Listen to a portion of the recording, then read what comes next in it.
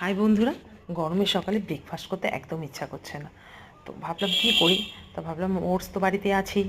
তো ওটসেরই আজকে মিল্কশেক বানাচ্ছি। তো চলো মিল্কশেক বানানো যাক। আর ফার্স্টেই আমি একটা মিক্সিং জার নিয়ে নিয়েছি। তো মিক্সির জারে আমি একটু ওটস দিয়ে দিয়েছি আর কিছুটা মাখানা দিয়ে দিয়েছি। দিয়ে ওর মধ্যে 1 কাপ দুধ দিয়ে দিয়েছি। দিয়ে আর 2 চামচ মধু দিয়ে ভালো করে মিলিয়ে নিয়েছি। আর আমার কাছে আমন্ডের পিনাট বাটার ছিল, ওটাও 1 চামচ দিয়ে দিয়েছি। দিয়ে ভালো করে মিলিয়ে ঝিলিয়ে নিয়েছি। কিছুটাও খেজুর দানা বার করে দিয়ে দিয়েছি। আর কিছুটা কিশমিশ আমন্ড বাদামও দিয়ে দিয়েছি। আমুল বাদাম বেশি দিইনি, আমি 2-4টে দিয়েছি। দিয়ে ভালো করে মিক্সিতে দিয়েছি, ভালো করে ব্লেন্ড হয়ে গেছে আমার।